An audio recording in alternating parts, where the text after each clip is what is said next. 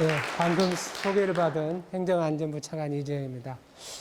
소개를 어떻게 하느냐에 따라서 사람이 이렇게 달라지는구나 하는 걸 오늘 느꼈습니다. 정말 제가 살아오고 하는 일보다 한 3배 정도 더 크게 부각시켜서 말씀 소개해 주니까요. 정말 고맙고 다음부터 나도 소개를 저렇게 하면 좋겠구나 하는 생각이 듭니다. 뒤에서는 안 들려요? 네. 제가 듣기로는 이 연단 아무나 밟을 수 없는 연단을 알고 있습니다. 이렇게 불러주셔서요. 저 개인적으로는 가문의 영광이고요. 오늘 아침에 이 포럼을 보면서 2가지에 깜짝 놀랐습니다.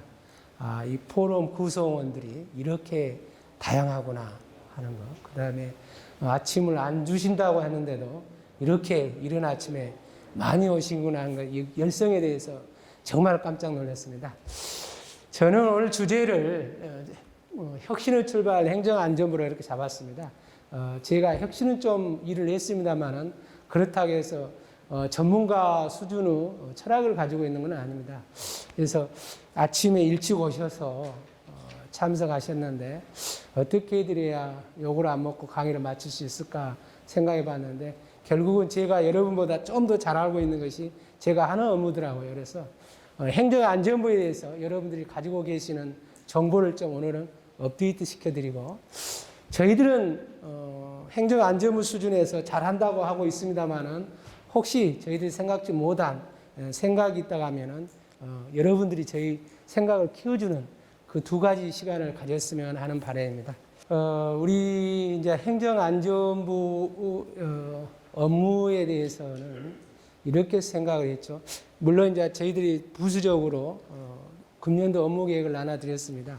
오늘 제가 말씀드린 것은 한 10% 정도 그 업무 계획을 설명하는 자리가 되겠고요. 나머지는 제가 행정안전 업무에 대해서 생각하는 제 생각을 말씀드리는 겁니다. 그래서 아무래도 모든 부처가 그럴 것이고 모든 민간 부분도 그럴 겁니다. 이 3가지 부분은 전부 다 환경 변화하고 상수 요인으로 받고 업무를 설계하고 대응해 나갈 거라 그렇게 생각합니다. 특히나 제일로 3번째는 기후변화입니다. 이것은 국민 안전하고 관련 있는데요. 유감스럽게도 제가 행안부에는 차관이 2이 있습니다. 그래서 4차 산업혁명하고 비대면 전면학상 이 부분을 파트에서 업무를 설계하는 제 업무고요. 저기 기후변화에 따른 국민 안전을 설계하는 것은 재난안전본부장 차관급이 있습니다. 그분이 하는데 제가 그쪽 분야는 깊게 안 들어봐서 오늘 강의안도 딱 한 장으로 했습니다. 그래서 이 중점적으로 이 2 분야에 대해서 제가 말씀을 드리도록 하겠습니다. 그래서 우리 행정안전부 기능은 3 파트입니다. 그래서 중앙, 지방, 국민안전 이래서 차관이 3명이어야 됩니다. 실은 차관이 3명이어야 되는데 저희들이 조직을 설계하는 바람에 떡을 나눠주는 바람에 떡 나눠주는 사람이 떡을 많이 먹을 수는 없지 않냐 해서 2명을 가지고 좀 운영을 하고 있죠. 첫번에 중앙정부 차원에서는 아마 서무 역할일 겁니다. 그래서 조직, 국가의 인력, 그 다음에 자원을 어떻게 배분해서 국민들 생활을 행복하게 하고 그 다음에 국제 경영력을 갖추느냐 하는 차원이고요. 2번째는 자치분권과 재정확충입니다. 글씨는 이렇게 써놨는데 저희들은 분권이 계속 가니까 이건 원심력이죠. 구심력으로 해서 융합과 조정과 통합을 어떻게 하느냐 그 차원에서 지방정부를 다루고 있고 3번째는 국민안전일 겁니다. 지금 정부는 이렇게 다 아시는 바와 같이 이렇게 되어 있습니다. 그래서 그 공무원 정원 수는 한 110만 명, 그 중에서 국가 공무원이 한 76만 명, 나머지가 지방 공무원이다 이렇게 생각하시면 되고요. 국가 공무원이 많은 이유는 이렇습니다. 소방이 지방에서 국가직으로 바꿔졌죠. 그래서 그 큰 규모가 경찰이 또 국가 공무원이고 교원이 국가 공무원입니다. 그래서 실은 그분들이 다 지방 일선에서 일을 합니다만은 국가 공무원이다 보니까 국가 공무원 정원 수가 좀 많습니다. 그래서 그 부분에 대해서는 좀 오해를 안 했으면 좋겠습니다. 제가 정부 조직 관리는 이제 국장, 실장, 차관 이렇게 해서 그쪽은 좀 세심하게 들여다봅니다. 하면서 많이 질문을 받습니다. 왜 환경 변화에 국가 조직이 따라가지를 못하느냐, 그런 많이 봤습니다. 예를 들면 돼지열병이 출현했다 그랬을 때 그러면 거기에 대응할 수 있도록 조직을 얼리 만들어줘야지 하는 거고, 그 다음에 지금과 같이 코로나19 하면은 그쪽 방면에 얼리 조직과 인력을 배분해야지 왜 그렇게 늦을까, 그런 지적을 많이 받습니다. 그 부분에 대해서 많이 반성을 하고 있는데 잘 안 되더라고요. 그 부분이 왜 그러냐고 저희 오늘 이 자리에서 좀 변명을 하자면은, 일단은 지금 조직은 지금 정부 조직은 대부분이 많이 바꿔졌습니다만 그래도 옛날 제조업 시대에 대응하기 위해서 만든 조직입니다. 거기에서 출발해서 환경 변화에 따라서 조금씩 바꿔 나가는 것이고, 그게 현재의 모습입니다. 그 다음에 지금은 이제 4차 산업혁명으로 확 바꿔졌으니까 이제 완전히 바꿔야 할 때입니다. 그래서 어떤 분들이 이렇게 말을 하더라고요. 초원에서 목동이 소, 양을 몰듯이 A라는 인력 구조에서 B쪽으로, A 동네에서 B쪽으로 소모를 해야 되듯이 공무원 인력도 지금 제조업 분야에 치중해 있는 부서에서 4차 산업혁명 쪽 업무로 몽땅 소모를 해야 된다, 그렇게 이야기를 하더라고요. 어르신 말씀입니다. 그래서 정부도 그 고민을 하고 있습니다. 어떻게 A에서 B쪽으로 인력과 조직을 움직이게 할 수 있을까, 이동하게 할 수 있을까, 그 부분을 하는데 그 부분이 좀 시간이 좀 더딥니다. 요새 보면은 이렇더라고요. 요새는 업무가 대부분 다 제조업 시대에, 그 다음에 자동화 시대 벨트에 따라서 했기 때문에 업무가 순차적입니다. 이렇다면 식약처는 옛날에는 이랬죠. 검사를 하고 실험을 하고 그 다음에 안전증을 내주고, 그래서 그 절차에 따라서 과구조가 되어 있는데 요새는 한꺼번에 이루어져 버립니다. 그 절차에 따라 일하면 너무 늦습니다. 그래서 한과에서 그걸 한꺼번에 할 수 있도록 문구지가 되는 그런 부분이 있는 거고요. 특허청도 마찬가지입니다. 자동차는 자동차 분야, 선박이면 선박 분야, 그 특화된 분야에 대해서 새로운 기술을 먹는데 요새는 하나의 기술 가지고 이걸 좀 특허해 주십시오 그렇게 않고 몽땅 가져와서 융합된 기술을 가져와서 이것 좀 특허해 주십시오 그럽니다. 그러면 한과에서 그걸 담당을 못 합니다. 그래서 융합 심사를 하게 되는 그런 것이 많이 있죠. 일본과 우리 한국과 그때 소재 부품 그 경쟁과 그 갈등 속에서도 그렇죠. 옛날 산자부는 업종별로 업무가 구성되어 있습니다. 자동차 산업, 선박 산업, 화학 산업 그렇게 되어 있는데 소재라는 것이 없어요. 소재가 복합적으로 돌아와 버리니까 또 대응이 안 되는 겁니다. 그래서 이런 부분들이 동시 진행과 복합 진행으로 이루어지고 있다. 이 부분에 대해서 정부도 그렇게 가려고 노력을 하고 있다는데, 저희들이 조직을 설계해 줄 때는 그렇습니다. 현재의 업무량을 가지고 측정을 합니다. 그래서 미래에 이렇게 발생할 수 있으니까 지금 구글 하나 설치해 주십시오. 그게 잘 안 됩니다. 지금 그런 업무가 얼마인데 그걸 갖고 하는 겁니다. 그 다음에 두 번째는 무한히 저희들이 인력을 늘려줄 수 없지 않습니까? 새로운 업무가 나타났다 해서 그 새로운 업무를 쫓아서 하면 지금 100만 명이 아닐 겁니다. 한 200만 명, 300만일 겁니다. 결국은 조금 역할이 줄어드는 그 업무, 사양 업무를 인력을 가져다가 이렇게 가는 재배치 과정을 가야 되는데 또 재배치가 쉽지 않습니다. 국민들 입장에서는 그 업무 다 죽었지 않느냐. 그러니까 지금 일하고 있는 인력을 이쪽으로 돌리면 될 거 아니야 그러는데 우리 공무원들은 이제 책임이 있습니다. 꼭 그 업무가 일어나질 않아요. 그래서 인력을 뽑아다 여기다 쓰면 꼭 그 업무에 사고가 터져요. 그래가지고 이제 책임 문제를 하는 겁니다. 왜 그걸 미리 대응 안 했냐. 그래서 이게 지금 당장은 일이 문제가 발생 않고 일이 없는 것으로 보여도 언제 생길지 모르니까 그 인력을 뺄 수가 없어요. 빼는 순간 또 자꾸 이게 희한하게 인력을 빼면 터지더라고요. 그래서 뺄 수가 없어요. 그러니 이건 가만히 놔두고 하면 2명 뺄 거 1명만 빼가지고 새 업무로 하기 때문에 굉장히 더딥니다. 그 다음에 이제 인식론 차이입니다. 국민들은 A라는 변화가 생겼다고 바로 인식을 합니다.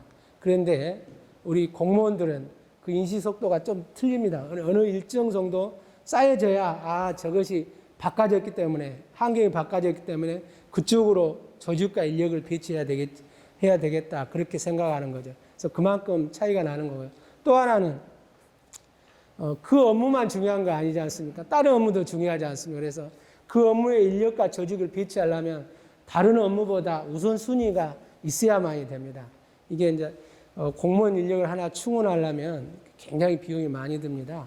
그래서 그 사람이 근무할 때 동안에 봉급도 봉급이지만 끝나고 나서 연금까지 다 계산해야 되니까 한 번 채용했다는 비용이 굉장히 발생하죠. 그래서 저희들은 한 명 한 명을 늘릴 때에는 굉장히 신중을 기합니다.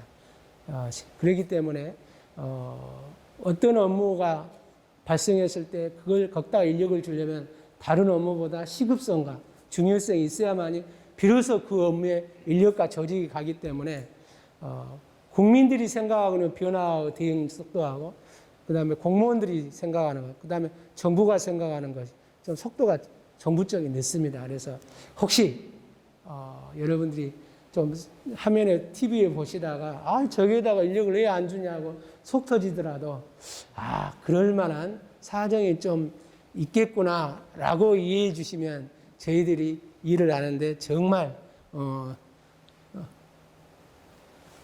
좋겠습니다.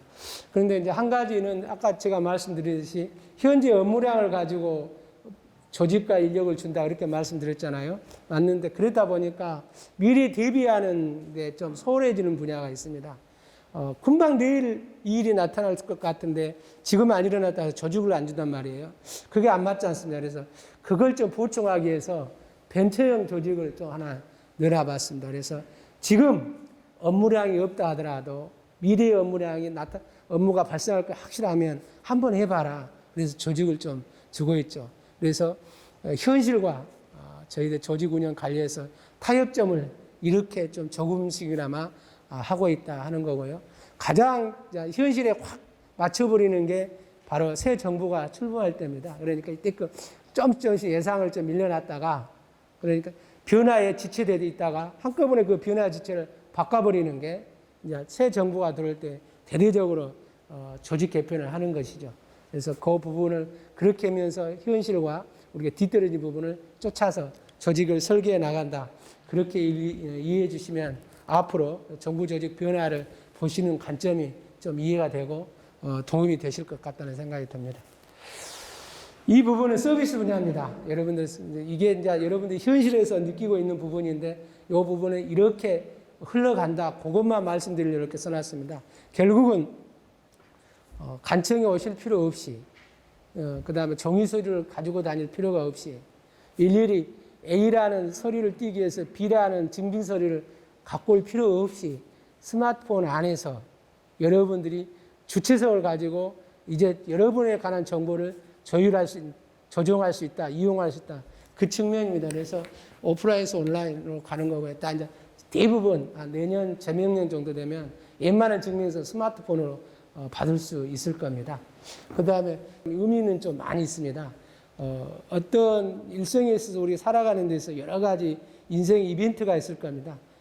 출생에서부터 사망까지. 그러면 중요한 이벤트는 행정 처리해야 할 일이 한 가지만 동시에 일어난 거 아니면 여러 가지가 일어날 수가 있습니다. 예를 들면 임신을 했다 하면 정부가 엄청 많은 지원을 해주고 있습니다. 철분제를 준다든가 임신의 수당을 준다든가 한번 봐보니까 임신한 그 순간에 7가지 서비스를 받을 수 있는 사건이 생기더라고요. 예전에는 일일이 찾아다니면서 일일이 신청을 했고 또 온라인에 된다 하더라도 신청을 일일이 해야 됐습니다. 그래서 이런 것들을 한꺼번에 모아서 한 번에 온라인으로 처리할 수 있는 그 시스템이 지금 원스톱 시스템인데 저희들이 다 한 수만 가지 서비스 종류가 있는데 그것을 동시적으로 같이 일어날 수 있는 서비스 묶음을 저희들 묶어가고 있습니다. 그래서 그걸 묶어가지고 온라인에 탑재해서 온라인을 통해서 동시에 신청하고 그걸 따라서 서비스를 받을 수 있도록 그렇게 하고 있죠. 그래서 어떻게 하면 정부는 국민들이 품을 덜 들이고 더 좋은 정보를 서비스를 받을 수 있을까? 또 몰라서 서비스 받는 일이 없도록 할 수 있을까? 그걸 좀 고민하고 있다. 그런 말씀을 드립니다. 한 가지는 이게 이러더라고요. 임신을 하게 되면 이제 철분제를 나눠주는데 보건소에 가면 공짜로 철분제를 줍니다. 근데 바빠서 혹은 거동이 불편해서 신청을 하는데 받으러 가야 돼요. 그 철분제 의약품이니까. 그런데 그게 안 되더라고요. 그래서 요새는 배송까지 신청을 하면 보건소에서 철분제를 배송까지 해주는 그런 서비스 체제를 갖추러 가려고 하고 있다는 거고요. 이 마지막 마이 데이터가 있습니다. 이 부분은 여러분의 정보 대부분 많은 부분은 우리 행정기관이 가지고 있습니다. 여러분이 소유자죠. 근데 지금까지는 우리가 보유하고 소유하고 우리가 보관하고 있다 해서 행정청이 마치 소유주이냐. 그래서 자기가 쓰고 싶으면 쓰고 안 쓰고 싶으면 못 쓰게 하는 그러게 했는데 실은 그 정보 주체, 정보 소유자는 다 국민 것이죠. 그래서 그 소유자가 쓰고 싶을 때 쓰고 싶은 만큼 편하게 쓸 수 있도록 하고자 하는 개념이 마이 데이터입니다. 어떻게 하느냐 하면 요새는 그렇지 않습니까? 한 가지 정보만 필요한데 통으로 줘요. 주민등록이라든가 그렇지 않습니까? 뛰게 되면 한 가지 정보만 필요한데 여러 가지 정보가 들어가 있어요. 그리고 그것을 자기가 선택할 수 없어요. 그 정보 꾸러미를. 정보가 딱 정해진 서식에 의해서 거기에 담겨진 정보만 받아올 수 있죠. 그래서 거기 없는 정보는 다른 또 서식을 통해서 정보를 띄워야 되고 그러지 않습니까? 그까지는 좋은데 상대방 민간에서 당신이 A라는 서비스를 받으려면 이 정보가 필요한다. 그 정보만 딱 특정하면 띄워줄 수가 없으니까 그 받은 서류를 몽땅 그 회사한테 줘요.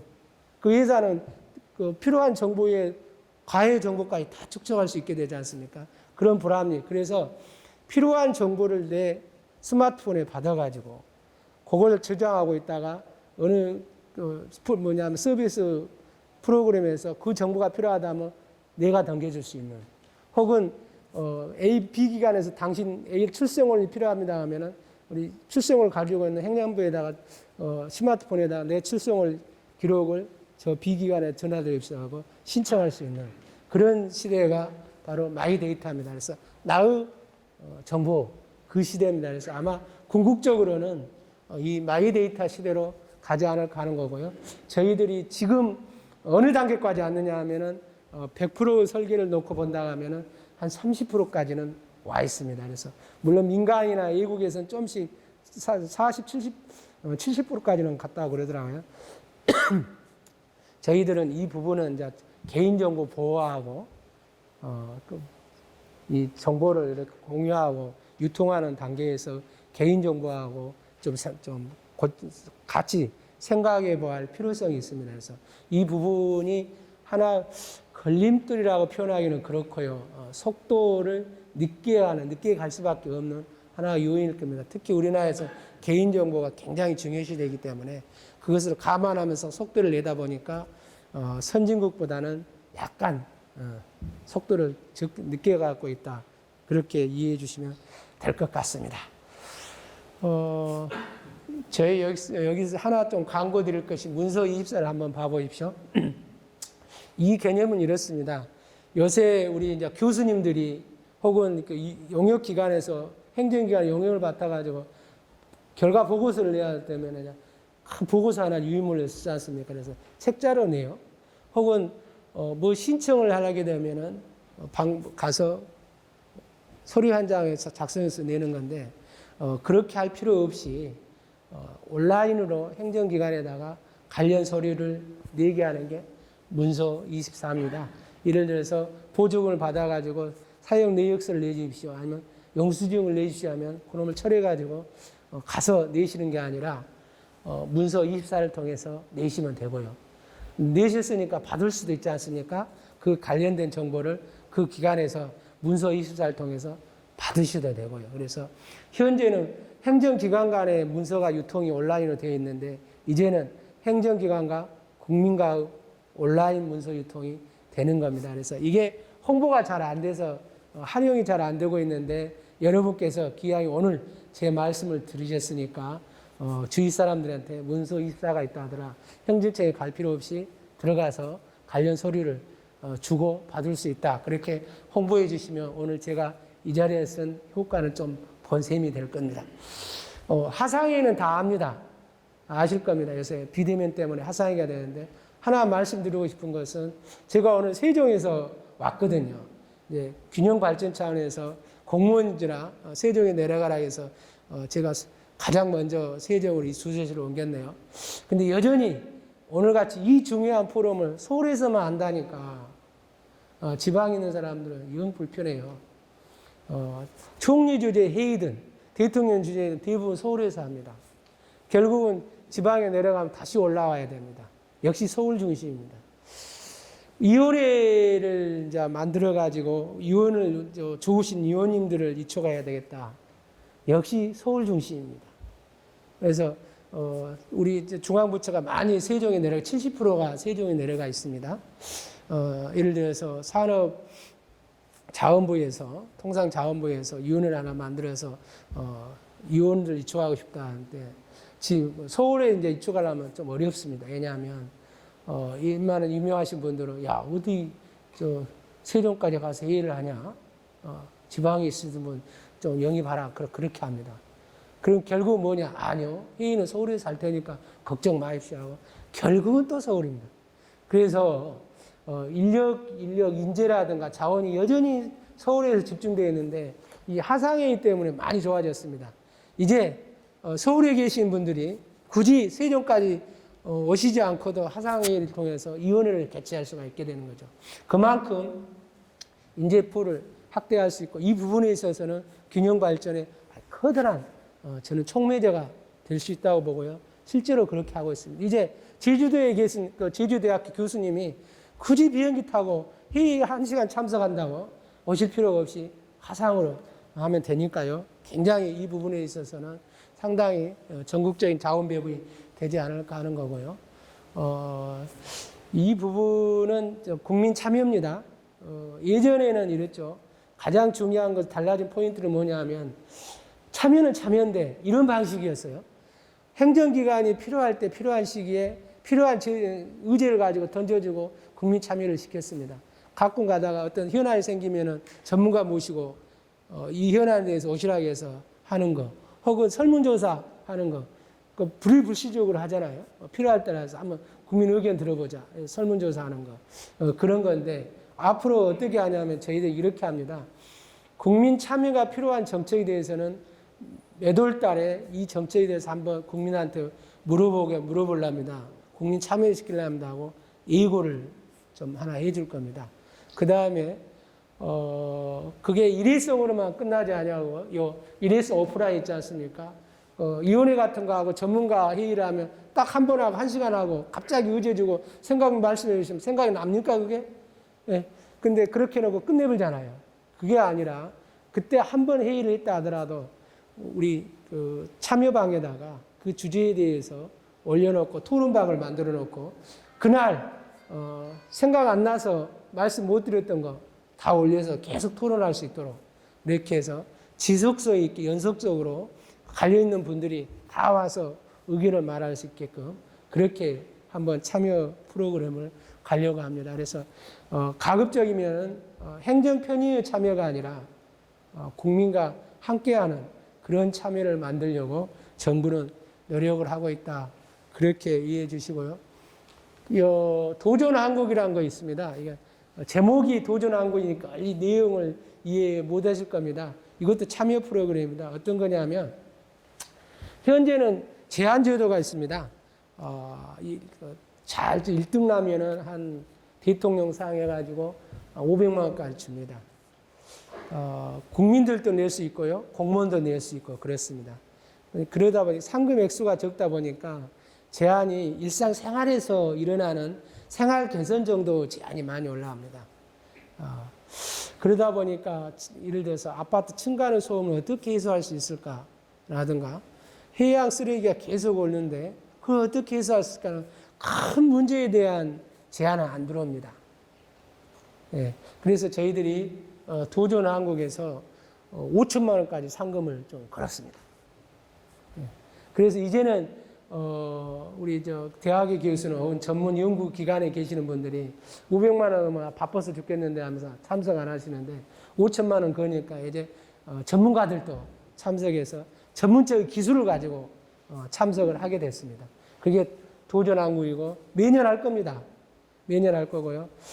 다만 저희들이 아이디어로만 끝나지 않고 5천만 원 드렸으니까 국민들한테 5천만 원 들여서 이렇게 했습니다. 결과물을 내야 되잖아요. 그래서 그 관련 기관과 조인해서 최종 결과물까지 내게끔 그렇게 가려고 그렇게 합니다. 그래서 일반 제한 제도가 붕어를 잡는 제도라고 하면은 도전한국은 고래까지 잡을 수 있는 제도다. 그렇게 생각하죠. 여러분들 좋은 아이디어가 있으면 한번 눈여겨보십시오. 도전한국 잘하면 5천만 원까지 그렇게 하고 예산을 좀 늘려날 겁니다. 이게 성과가 있으면 1억까지 1억 원까지 갈 수 있습니다. 한번 눈여겨보시고 좋은 아이디어가 있으면 좀 참여를 많이 해주시고요. 강화문 일본가가 있습니다. 이게 문재인 정부 초기 인수위 때 감항광장 앞에다가 그 텐트를 쳐놓고 국민 의견을 받습니다. 그래서 오프라인으로 했죠. 그걸 호응이 좋아서 온라인에 다 옮겨놨습니다. 그래서 거기 들어가시면 강화문 일본가를 쳐주시면 언제든지 여러분 좋은 아이디어가 있으면 거기 올리면은 올려면 끝나는 게 아니에요. 거기서 다 올라갑니다. 내 아이디어가 올라가면 이게 좋아요, 추가적인 댓글이 있습니다. 내가 올린 아이디어가 100% 완성된 아이디어가 아니지 않습니까? 나는 아이디어 단서만 줄 수도 있지 않습니까? 그걸 가지고 추가적으로 그 단서를 보면서 이렇게 하면 더 좋지 않냐 하면서 또 댓글이 붙습니다. 이렇게 해서 계속 댓글이 붙어가고 아이디어가 숙성되어 가가지고 결국은 채택까지 되는 과정을 다 보여드립니다. 다 보여드립니다. 그런 식이기 때문에 좋은 아이디어가 있으면 도전한국에 도전해 보시든지 아니면은 1억 원까지 5천 원까지 안 받아도 좋다 그러면은 강화문 일본가에 가서 여러분들이 가지고 계시는 소중한 아이디어를 제시해 주시면 사장시키지 않고 반드시 정책으로 보여드리겠습니다. 그 다음에 여기서 제가 자랑하고 싶은 것은 그 협업입니다. 지금은 워낙 문제 발생이 한 가지 것만 일어나지 않고 복합적으로 일어나기 때문에 한 부처, 한 과에 해결할 수가 없습니다. 결국은 여러 부처가 이렇게 같이 참여해서 문제 해결할 수밖에 없는데 그렇게 정부도 하고 있습니다. 하고 있는데 문제는 뭐냐면은 실질적으로 큰 건은 그렇게 하는데 작은 건에 대해서는 공무원도 그렇고요. 이게 어떤 사안이 발생해서 어느 과하고 어느 부처하고 같이 해야 되지? 부처까지는 알겠는데 어느 업무하고 같이 해야 되지 모를 수도 있습니다. 그런데 예전에는 공무원이 지가 판단해갖고 조인을 했는데 이제 국민도 아이디어를 내게 할 수 있게 그거는 말이죠. 내가 생각해 보는데 산자부 A부하고 행안부 B부서 같이 하면 어떻겠습니까? 라고 제안을 해줄 수 있게끔 사이트를 만들어 놨습니다. 그래서 여러분들이 정부 일하는 부분이 이건 답답하다. 왜 저 부서만 저 난리 칠까? 이 부서와 같이 하면 되는 그런 생각이 든다면은 이 강화문 일본가 있지 않습니까? 가면은 협업이라는 코너가 있습니다. 딱 들어가셔가지고 아이디어를 내시면 문제 해결하는데 저희들이 정말 도움이 될 것 같습니다. 이 파트는 지방분권입니다.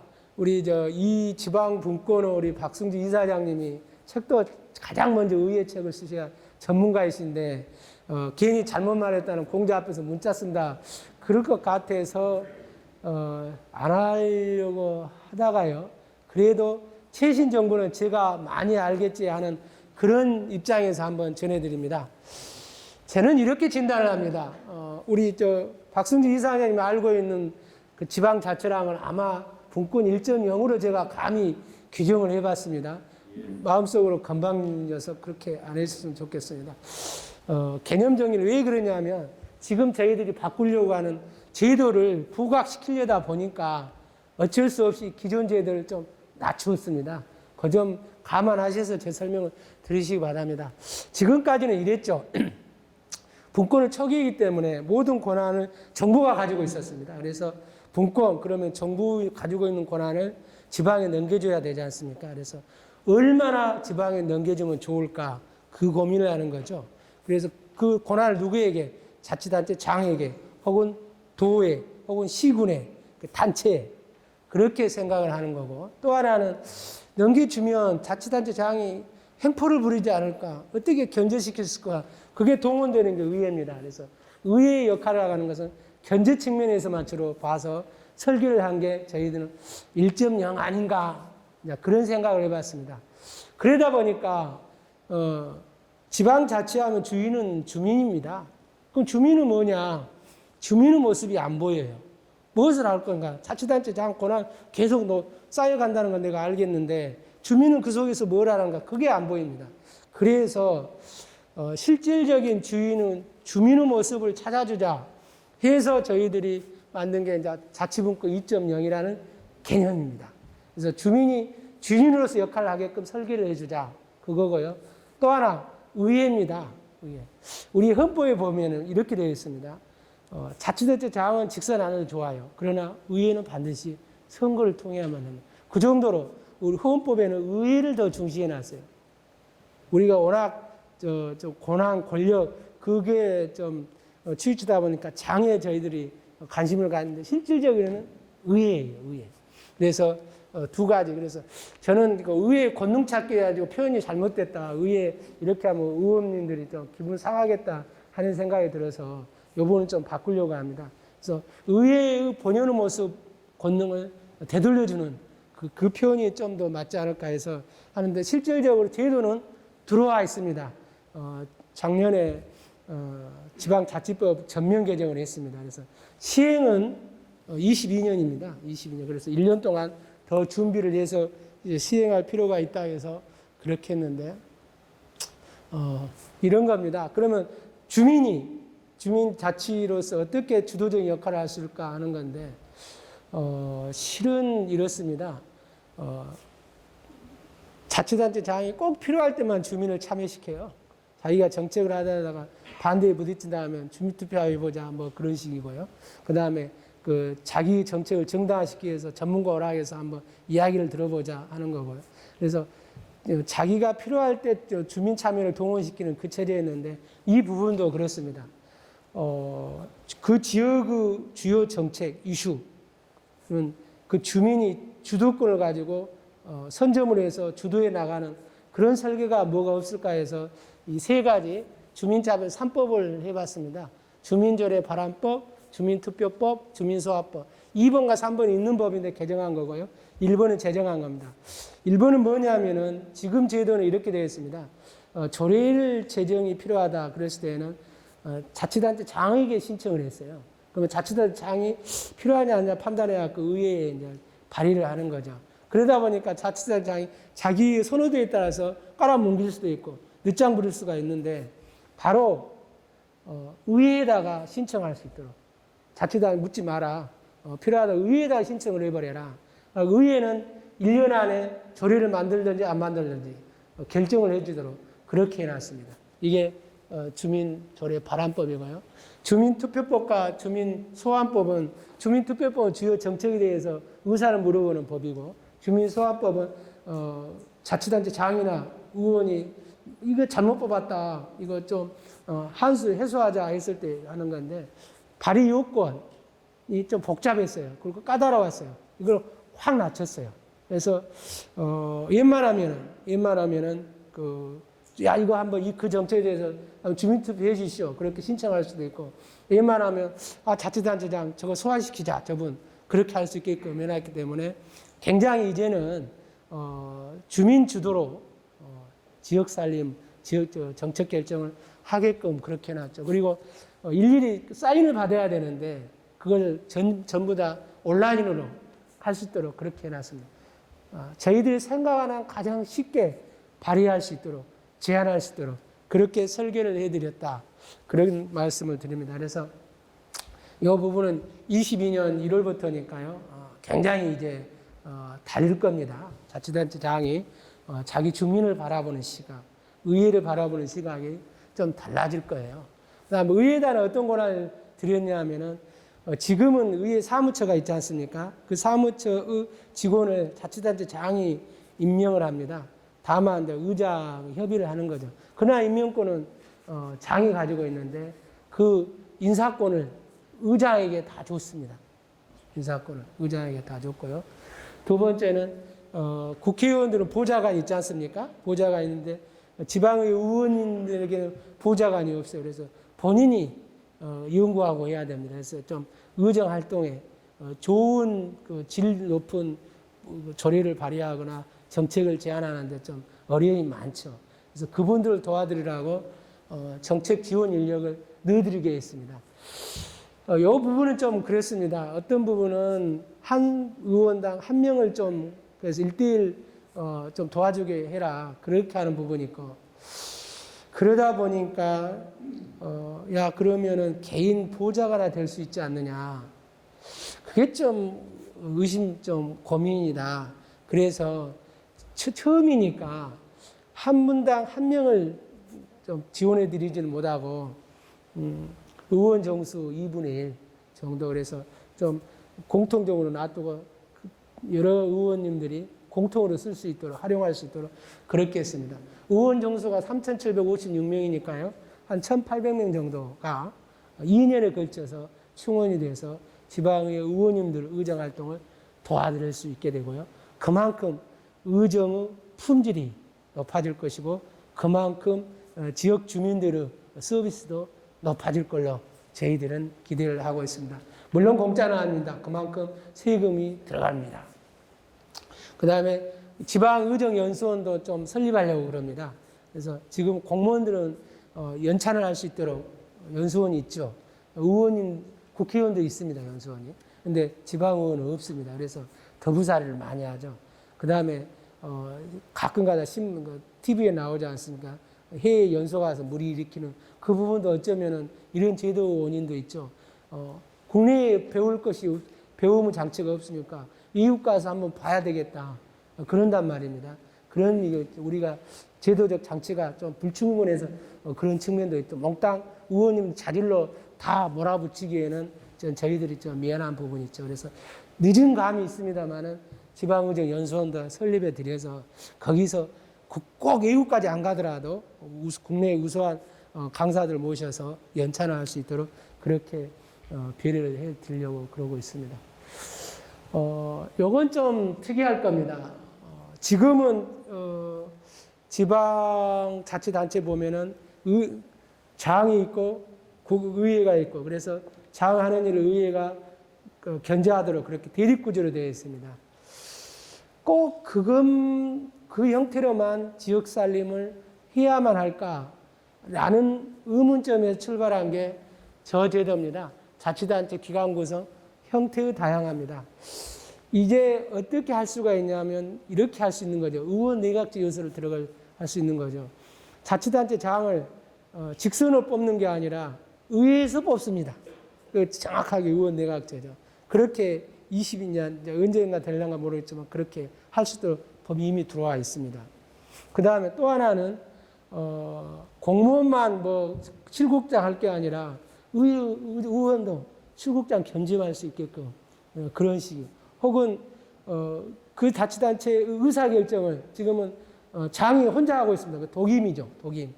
위원회 형식으로도 결정할 수 있도록 하면 어쩌겠느냐. 그래서 그러한 여러 가지 다양한 형태를 그 지역이 스스로 결정해서 꾸려나갈 수 있도록 하는 게 이제 지방자치법 하나에 들어가 있습니다. 이 법은 따로 만들려고 합니다. 별도 법으로. 그래서 그 별도 법의 시행을 언제 하려고 하는 것은 아직 결정이 안 됐는데 늦지는 않습니다. 2년 이내에 시행할 수 있도록 그렇게 하려고 합니다. 그래서 이것도 보면은 정말 혁신적일 겁니다. 하나 양해를 구하고 싶은 것은 이런 겁니다. 이것 딱 보면은 어느 지방자치단은 A 형태, 어느 지방자치단은 B 형태. 그래서 우리들 지금까지 생각은 대한민국은 그래도 통일적으로 같은 모양으로 가야 되는 거 아니냐 그런 인식을 많이 하고 있죠.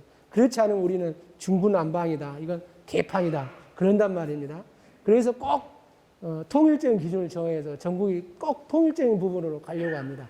이 부분은 그렇지 않습니다. 그래서 이 부분이 이렇게 된다 해서 야 이거 정부가 개판되는 거 아니냐 그렇게 오해하지 마시고 다양성입니다.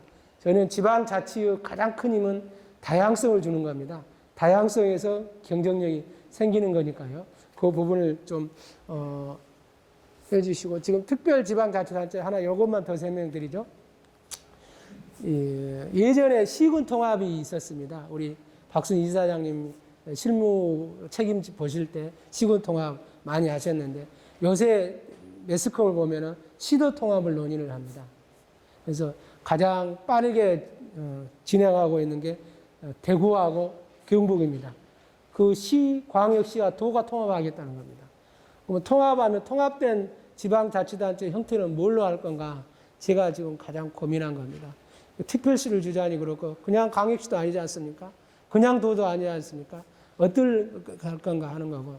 또 하나의 형태는 부울경입니다. 부산, 울산, 경남이 통합은 하지 않고 특정 사무에 대해서 합체하겠다는 거죠. 그래서 예를 들어서 교통사무에 대해서 특별자치단체를 만들겠다는 겁니다. 교통사무만 혹은 관광사무만 맞는 특별자치단체를 만들겠다는 겁니다. 이 두 가지 제도가 다 작년에 지방자치법 전면 개정을 통해서 다 제도가 도입됐다. 그래서 시행은 내년이다. 그렇게 보시고 한번 대구, 경북 통합되는 과정도 한번 눈여겨보시고요. 부울경이 어떻게 특별지방자치단체를 만드는가 그 부분도 한번 눈여겨보시면 재미날 겁니다. 이제는 이제 재정으로 가보겠습니다. 재정으로 가보겠는데요. 저는 이런 고민을 합니다. 국가 예산이 있으면요. 국가 예산이 있으면은 아마 돈 쓰는 부분은 지자체에서 많이 씁니다. 국가보다. 한 70%를 써요. 주머니는 7대 3입니다. 정확하게 7대 3은 안 됩니다만 국가 예산이 7이 되는 거죠. 역전 현상이 되는 건데 돈은 더 많이 씁니다. 돈은 더 많이 쓰는데 실질적으로 지자체장이 자기 마음대로 쓸 수 있는 돈은 거의 얼마 없어요. 다 중앙부처가 이 돈 줄 테니 이 용도로 쓰라. 그렇게 몫을 지어주는 돈입니다. 그러다 보니까 지방자치단체 나름대로 특색 있는 고향, 고을을 가꾸는데 굉장히 한계가 있습니다. 만약에 자치단체가 알아서 쓸 수 있는 돈을 더 많이 준다면 훨씬 지금보다 획일적인 자치단체 모습이 아니라 A는 A다운, B자치단체 B다운 모습으로 많이 바꿔져서 다양한 자치단체가 될 건데 그렇지를 못합니다. 그 와중에도 여러분들 많이 쓰는 재정 자립도 그렇습니다. 최저는 하필 전남이네요. 물론 최고는 서울이죠. 이런 식으로 해서 하는 거고 그 다음에 가면 갈수록 복지가 늘다 보니까 국가 복지 담당하죠. 그래서 자꾸 국가에서 복지 예산을 주면서 지방비를 걷다가 보태라고 그럽니다. 그러면 그럴수록 지방에서 스스로 자기 나름대로 쓸 수 있는 폭이 줄어드는 거죠. 그래서 예산은 커지는데 역설적이거든 자치단체 장이 스스로 쓸 수 있는 돈은 또 줄어든다. 그런 좀 딜레마가 좀 있네요. 요새 예전부터 그랬습니다. 예전부터 보조금을 국가에서 주는데 좋다. 주기는 주는데 돈이 부족하니까 보조금 받겠다. 대신 돈을 주면서 A 용도로 딱 지정해서 주지 말고 일정 폭 정도 지자체장이 선택해서 쓸 수 있도록 그렇게 해달라. 그게 이제 포괄 보조금 용어입니다. 그렇게 좀 해달라. 그러면 훨씬 더 지방이 재정의 자율성을 높이지 않겠니 하고 계속 자치단체가 혹은 행안부가 재정당국에게 주문한 상황이고 그렇습니다. 제가 봐도 그런데 실현이 좀 어렵습니다. 제가 봐도요. 그래서 이 부분을 어떻게 해소하려고 하냐면은 이렇습니다. 제 고향이 전남 무안입니다. 그래서 예시를 무안군에서 몽땅 들었습니다. 죄송합니다. 국토부가 그랬습니다. 요새 도시 재생 사업을 합니다. 그래서 공모를 해서 뽑아요. 무안군 무안읍이 재생 사업하겠다고 뽑혔어요. 거기에는 국토부 재생 사업 사업비가 들어갈 겁니다. 농식품부가 사회적 농업을 하겠다고 해서 또 공모를 냅니다. 그래서 1000개면이 뽑혔어요. 거기에는 1000개가 들어갈 겁니다. 이런 식으로 국가 보조금이 중앙부처의 입맛에 따라서 분산돼서 내려가요. 그래서 지방에 가보면 그 돈이 분산돼서 흩어져 버립니다. 이걸 한 지역에다가 의미 있게 모아서 동시에 집행해 버리면 그게 포괄 보조금이고 그러지 않느냐는 그런 생각을 해봅니다. 그래서 한번 그렇게 한번 해보려고 합니다. 그래서 무한읍에다가 재생사업 같이 할 수 있지 않습니까? 이 부분을 해버리면 그 지역이 훨씬 더 바꿔질 수 있지 않느냐. 같은 보조금을 타더라도 이게 이제 시범으로 한번 금년부터 해보려고 합니다. 그래서 이게 성공적이면은 포괄 보조금은 도입 안 해도 되지 않을까 그런 생각이 듭니다. 소멸을 많이 이야기합니다. 그래서 지금 데이터를 보면은 전국에 105개가 얼마 안 가서 없어질 거다. 그렇게 이야기를 하고 걱정을 많이 합니다. 그러면서 행안부 당신들은 뭐 하고 있냐. 소멸 대책을 세워야 되는 거 아닙니까? 라고 주장을 많이 하고 있습니다. 고민이 많습니다. 다 서울에서 살고자 하고 수도권에서 살고자 하는데 어떻게 지방으로 불러들일 수 있을까? 그게 가능할까요?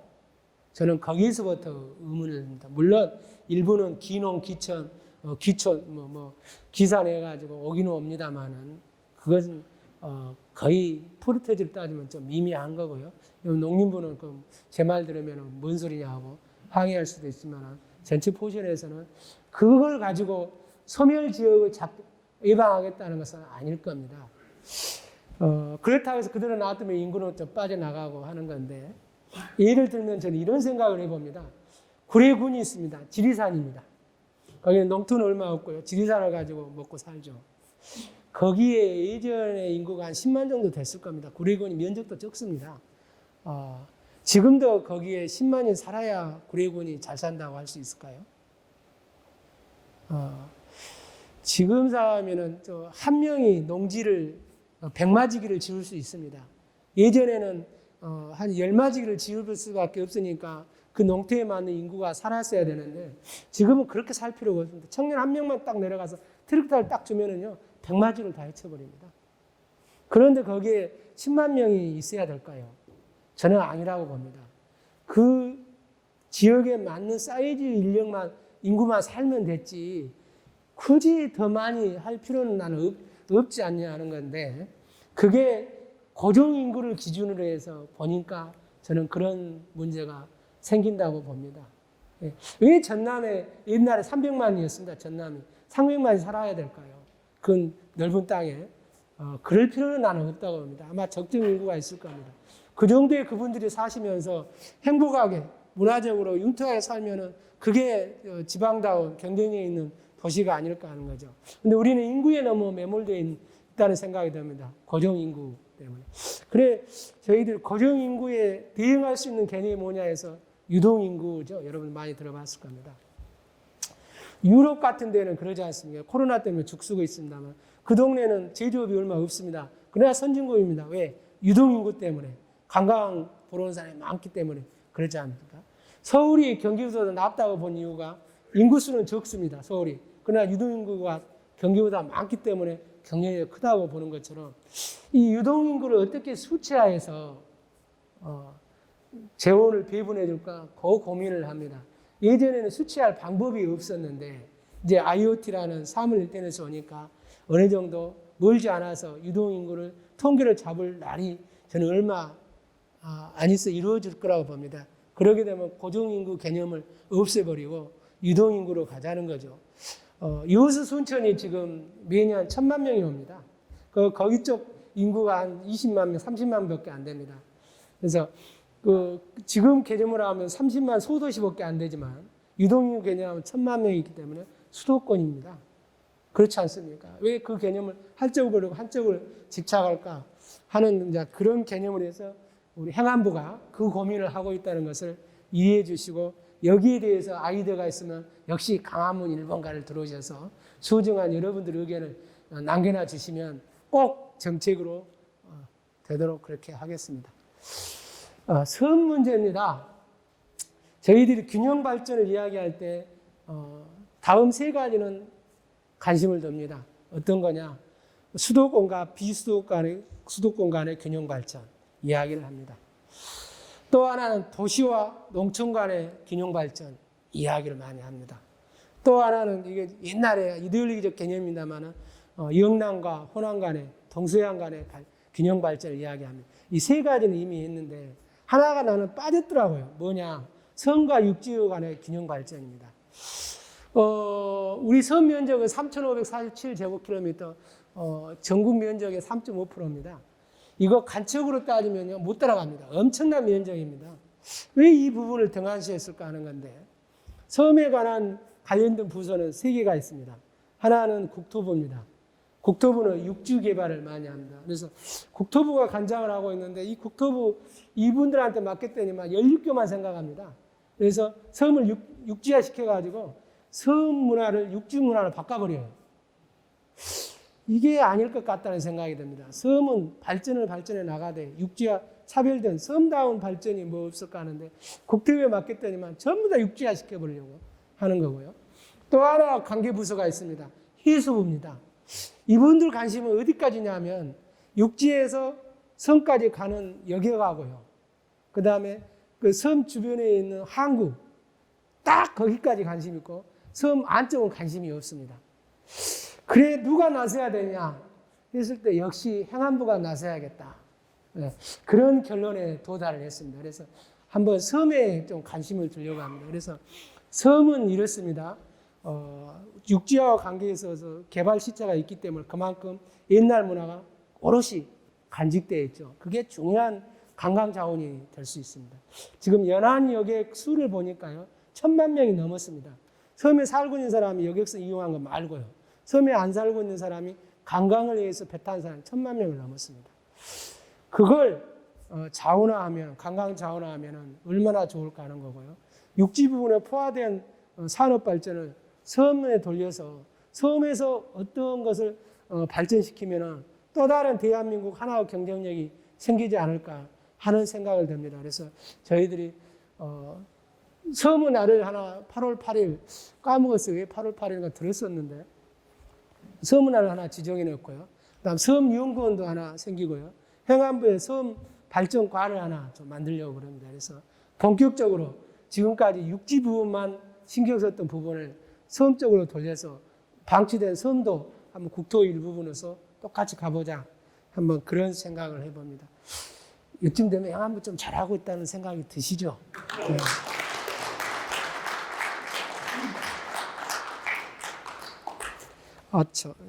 하나 더 있는데. 재난입니다. 이 부분 딱 한 장입니다. 이 부분은 제가 전문가가 아닐 뿐만 아니라 잘못 전달하면은 오해가 생길 부분이 있어서 제가 암만큼만 좀 소개를 하는 건데 하나는 이렇습니다.